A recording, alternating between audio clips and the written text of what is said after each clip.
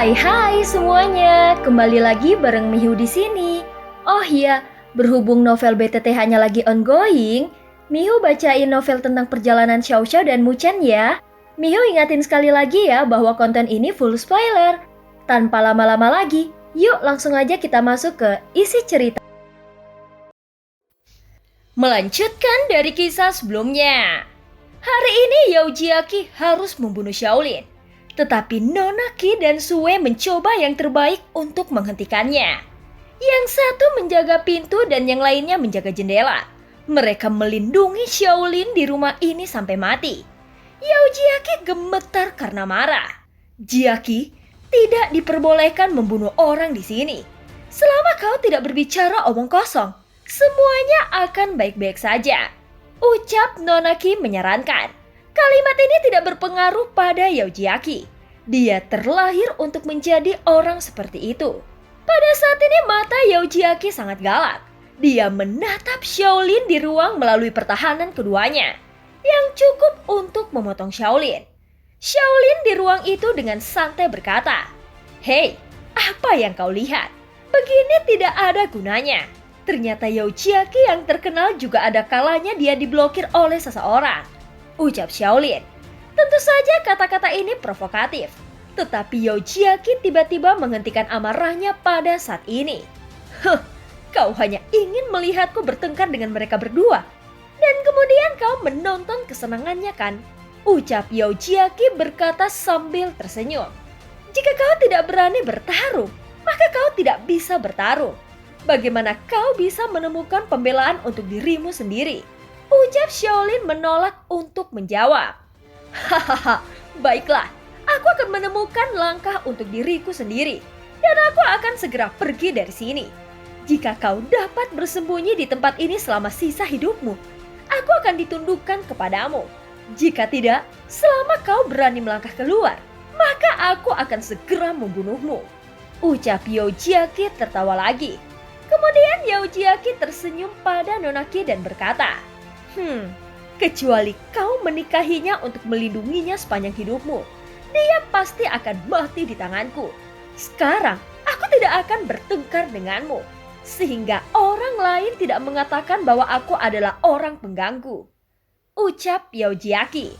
Setelah mengatakan itu, Yao Jiaqi benar-benar meninggalkan halaman dengan tawa seperti lonceng perak sepanjang jalan. Orang-orang yang tidak tahu mengira dia sedang dalam suasana hati yang sangat baik. Shaolin langsung tercengang. Dia tidak menyangka bahwa Yao Jiaqi benar-benar pergi. Dia tiba-tiba duduk dan berkata, pikiran wanita ini terlalu sulit untuk diketahui. Gumam Shaolin. Nona Qi di sampingnya menghela nafas dan berkata, orang ini memang misterius. Dan kepribadiannya bahkan lebih tidak dapat diprediksi. Dia adalah satu-satunya yang bisa menjadi lawanku di seluruh dunia. Dengan cara ini, bukankah kau dan dia satu-satunya yang kuat di dunia ini? Ucap Shaolin mengalihkan pandangannya saat berkata. Itu benar, ucap Nona Qi sangat percaya diri. Lalu, bukankah kalian selalu akrab? Ucap Shaolin terus bertanya. Dia selalu bertingkah aneh dan kepribadiannya tidak dapat diprediksi. Bahkan aku tidak bisa menebaknya. Selain itu, dia juga telah berpetualang ke berbagai tempat. Dan dia memang terkenal dengan kekuatannya. Ucap Nona Qi berkata dengan dingin. Lalu bagaimana denganmu? Tanya Shaolin sambil memandang Nona Qi.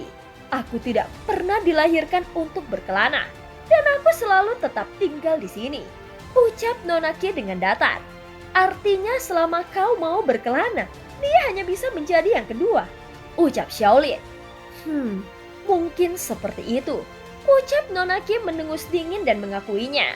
Wah, sepertinya memang benar. Kau adalah yang kuat pertama di dunia. Ucap Shaolin. Mendengar kata-kata yang menyanjung ini, Nona Qi seperti biasa tetapi hatinya sangat bahagia. Detik berikutnya Shaolin terus berkata lagi. Jurusmu yang memabukkan diri sendiri memang yang terbaik di dunia.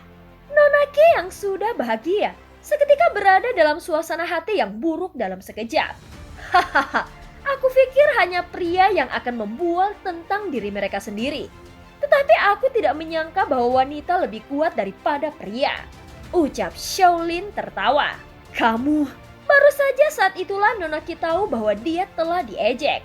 Shaolin terus tertawa dan berkata, meskipun kau menyelamatkanku 2 kali, itu semua adalah keinginanmu. Aku tidak memintamu, jadi aku tidak perlu membalas budi. Ucap Shaolin. Nonaki menarik nafas dengan tergesa-gesa. Baiklah, itu juga bagus. Nonaki awalnya adalah seorang wanita dengan sifat yang lemah dan dia jarang mengalami fluktuasi emosional. Hari ini, ketika dia bertemu Shaolin, entah bagaimana dia selalu terpengaruh oleh emosi. Ini benar-benar aneh. Shaolin selalu membuat Nonaki kesal lagi dan lagi. Melihat ini, Sue di satu sisi berkata dengan pahit, Nonaki akhirnya baik padamu. Mengapa kau selalu ingin marah padanya? Ucap Sue. Dia selalu terlihat dingin, seolah-olah dia tidak bisa membuat ekspresi. Tidakkah menurutmu dia lebih cantik setelah marah padaku? Ucap Shaolin sambil memandangi Sue. Melihat tatapan Shaolin, Sue benar-benar menoleh untuk melihat. Biasanya Nonaki memang dingin dan tidak menganggap siapapun. Tetapi pada saat ini, setelah kesal dengan Shaolin, wajahnya memerah dan dia mengerutkan keningnya. Melihat ini, Sue tidak bisa menahan diri untuk tidak tertegun dan bergumam. Ya, dia benar-benar lebih indah. Mendengar bahkan Sue berbicara seperti ini, Nonaki berkata dengan marah dalam sekejap. Apakah kau berani berbicara seperti itu? Ucap Nonaki. Tidak, kau tidak cantik. Tidak cantik sama sekali. Ucap Sue terkejut dan panik saat berkata. Pada saat ini meskipun Yan Fai Sue di sampingnya masih tetap mengkhawatirkan Shaolin, dia tidak bisa menahan tawa pada kesederhanaan dan kebaikan Sue saat ini. Ketika Nonaki merasa malu, 2 pelayan kecil datang keluar pintu. Sebelum mereka mendekat, mereka berteriak, Nonaki, Nonaki, ucap para pelayan. Hei, kenapa kalian berteriak begitu keras? Apakah kalian ingin aku menjadi tuli? Ucap Nonaki marah dan berkata dengan keras. Nona, ruangan sudah siap. Apakah Nona akan melihatnya sekarang? Ucap kedua pelayan itu segera berhenti dan berkata dengan sedih. Kalian selalu seperti ini setiap hari. Tentu saja aku akan pergi sekarang. Ucap Nonaki. Kedua pelayan itu mengangguk, lalu berbalik dan berjalan keluar. Terlihat mereka sangat takut pada Nonaki. Tuan Su, jika kau tidak ada kesibukan, tinggallah di sini dan menetap dengan mereka. Ucap Nonaki berbicara sambil memandang Sue. Sue tersipu dan menganggukkan kepalanya. Pada saat ini Nonaki telah berjalan keluar dari halaman. Shaolin menyipitkan matanya pada Yan Fai Sue. Membiarkan Yan Fai Sue menyeret Sue dan dia mengikuti Nonaki keluar dari halaman. Pada saat ini Yan Fai Sue mengambil inisiatif untuk muncul dan menghela nafas. Hei, kau sangat baik padanya. Apakah kau menyukainya? Tanya Yan Fai Sue. Pada saat ini wajah Sue menjadi lebih merah dan hampir berdarah. Aku tidak tahu. Orang-orang berpikir aku harus menyukainya. Tetapi aku tidak tahu apakah aku menyukainya atau tidak. Ucap Sue. Hahaha, kau benar-benar orang yang baik. Ucap Yan Fai Sue sambil menghela nafas. Kau juga orang yang baik. Ucap Sue memandang Yan Fai Sue berkata dengan malu-malu. Di luar halaman, Shaolin telah mengikuti Nonaki. Melihat Shaolin mengikutinya di sepanjang jalan, Nonaki akhirnya tidak bisa menahan diri untuk berhenti dan berkata dengan dingin. Kenapa kau mengikutiku? Jika aku tidak mengikutimu, bukankah itu akan membuatmu tidak memiliki wajah jika Yao Jiaqi tiba-tiba membunuhku? Ucap Shaolin berkata dengan nakal. Seketika Nonaki berhenti dan tidak mengatakan apa-apa. Dia hanya berjalan maju sendiri. Shaolin menjadi semakin energi. Begitu kata-kata itu jatuh, langkah kaki Nonaki benar-benar melambat. Dia sekarang telah berdebat dengan Yao Jiaqi. Jika Shaolin mati, bukankah itu berarti dia telah kalah? Melihat bahwa Nonaki benar-benar melambat, Shaolin secara alami mengerutkan keningnya. Cara paling berguna untuk menghadapi wanita sombong seperti Nonaki adalah dengan memprovokasi metode umum. Dan Shaolin sudah memulainya. Beberapa wanita terlihat lebih baik daripada pria. Tetapi mereka tidak tahu celahnya sampai mereka bertemu pria sejati. Izinkan aku bertanya padamu. Apakah kau pernah melihat seorang wanita yang tidak berani memegang tangan pria? Tanya Shaolin. Nonaki menggertakkan giginya dan berkata, "Siapa bilang aku tidak berani? Aku hanya..." Sebelum Nonaki selesai berbicara, Shaolin menjawab, "Hanya saja kau tidak mau kan?" Nonaki hampir menginjak dada Shaolin. Dia berbalik dan menatap Shaolin dengan keras. Tiba-tiba dia memegang tangan Shaolin di belakangnya dan kemudian melarikan diri. Berlari dengan Nonaki, Shaolin sepertinya orang normal. Dia merasakan tangan kecil Nonaki yang halus. Dia berkata, "Tanganmu sangat mudah disentuh, tapi terlalu kecil. Bukan setengah ukuran." Mulut Shaolin tidak akan kosong tetapi Nonaki tidak mendengarkannya. Keduanya berjalan keluar dari halaman dan ada koridor di depan mereka. Di sepanjang koridor, mereka menyelusuri jalan. Mereka tampak berliku dan berputar-putar. Setelah beberapa saat, mata mereka tiba-tiba terbuka. Ada 7 kamar di sepanjang jalan. Dan Nonaki berjalan dengan sangat elegan. 7 saudara perempuan dari keluarga Nalan. Ada 7 kamar di sini, jelas satu kamar per orang. Nonaki memeriksa kamar-kamar ini setiap hari untuk memastikan bahwa kamar-kamarnya sebersih sebelumnya. Yang pertama jelas kamar saudara perempuannya. Kakaknya sepertinya menyukai warna kuning muda. Kertas, jendela, dan kasur ditutupi dengan kuning kristal terang. Ketika dia tiba di kamar, dia melepaskan tangan Shaolin dan dengan hati-hati memeriksa debu di tempat tidur dan selimut. Shaolin meletakkan tangan di belakangnya dan bertanya, "Apakah ini kamar saudara perempuanmu? Jika kau memeriksanya seperti ini, apakah dia akan kembali?" Tanya Shaolin. "Jika dia tidak kembali, jadi kau bisa membiarkannya tertutup debu?" Ucap Nonaki berkata dengan dingin. Memang. Bahkan jika dia tidak kembali, kau tidak bisa membiarkan hal-hal ini menjadi kotor. Kau benar-benar menyayangi saudara perempuanmu, ucap Shaolin. Pada saat ini Shaolin tidak lagi mengucapkan kata-kata yang membuatnya marah. Tetapi Nonaki memang sedikit sulit untuk dipahami. Lalu terlihat kamar kedua dan kamar ketiga dan seterusnya. Di sepanjang jalan, Shaolin menghabiskan seluruh hidupnya untuk memuji pemilik kamar-kamar ini. Nonaki juga dalam suasana hati yang baik. Dan dia menemukan bahwa iblis kecil ini tidak begitu menyebalkan. Dia segera datang ke kamar terakhir yang penuh dengan pakaian hijau muda. Ruangan ini berbeda dari pemilik kamar-kamar lain. Ucap Shaolin berseru begitu dia melihatnya. Senyuman melintas di mata Nonaki. "Apa bedanya?" tanya Nonaki. Gaun muda hijau mewakili diri dan tinggi pemiliknya. Dia adalah peri di langit. Dan perabotan serta cangkir teh menunjukkan bahwa selera pemiliknya sangat buruk dan vulgar. Ucap Shaolin. Kamu bajingan. Ucap Nonaki tidak pernah berpikir bahwa kata-kata Shaolin akan berubah begitu cepat. Dia sangat marah sehingga dia berbalik dan berlari keluar. "Jika kau bukan orang seperti ini, mengapa kau begitu marah?" Ucap Shaolin buru-buru mengikuti dan bertanya sambil tersenyum. Nonaki sepertinya sangat marah. Dia berjalan begitu cepat dan segera tiba di hutan bambu. Diikuti oleh Shaolin. Melalui hutan bambu ini, sebuah bangunan aneh seperti tripod besar muncul di depannya yang sangat spektakuler.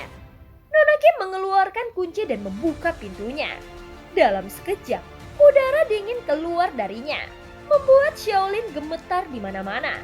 Bangunan besar seperti tripod penuh dengan semua jenis ramuan obat yang masing-masing sangat berharga. Shaolin dengan cepat melangkah maju melihat ruang yang penuh dengan ramuan obat dan bercanda. "Aku tidak menyangka bahwa nona cantik ini seorang dokter sihir.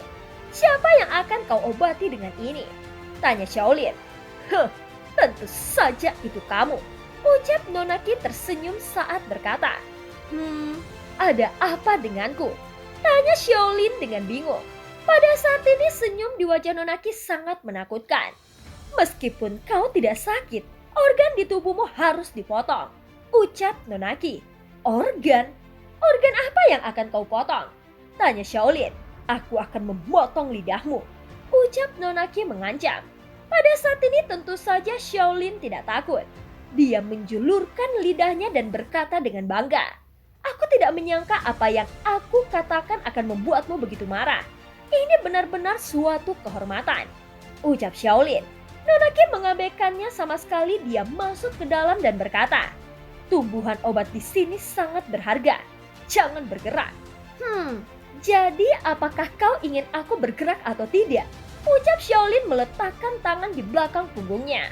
Terserah padamu. Meskipun ada ramuan untuk memperpanjang hidup, ada juga racun yang tak terlihat untuk membunuh orang. Jika kau tidak takut, tidak ada yang akan menyelamatkanmu pada saat itu, ucap Nonaki dengan dingin. Wah, jangan menakut-nakutiku, ucap Shaolin segera menarik tangan Nonaki. Jangan bergerak, maka tidak akan terjadi apa-apa. Baiklah, aku akan berlatih. Aku harus pergi, ucap Nonaki.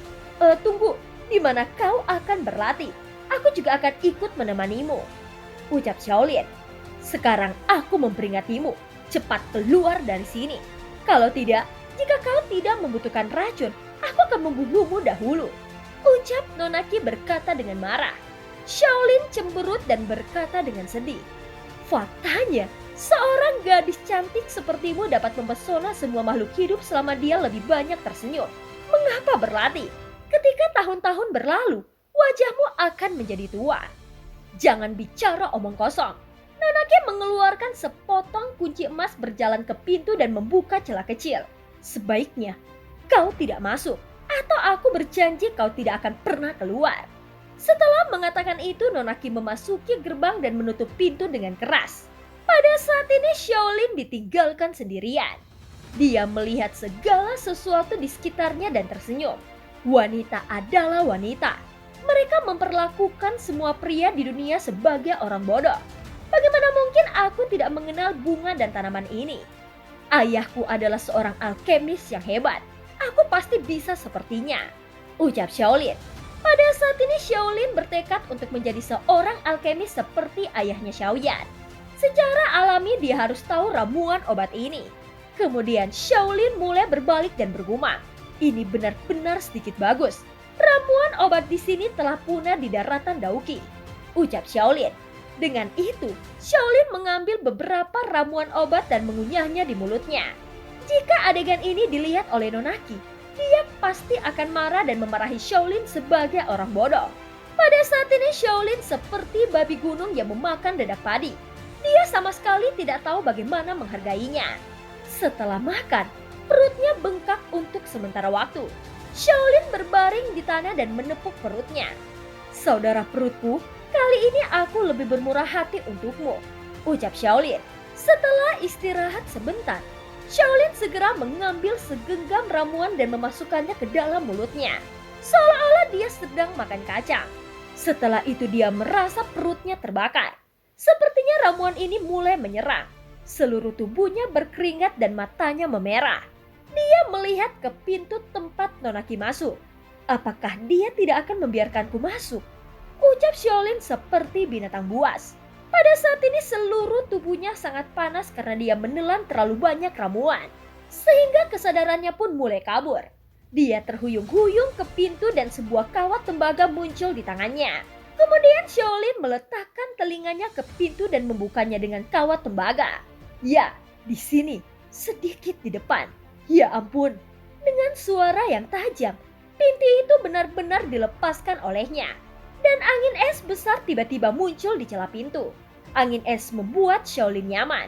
Lalu Shaolin memasuki gerbang dan mulai berkata, Nonaki, kau bisa berlatih. Aku tidak akan mengganggumu. Hahaha. Pada saat ini ada ruang yang sangat besar di belakang gerbang. Ini sangat kosong dan tidak ada apa-apa. Tetapi ada lubang tidak jauh. Shaolin berjalan menyelusuri lubang dengan keraguan.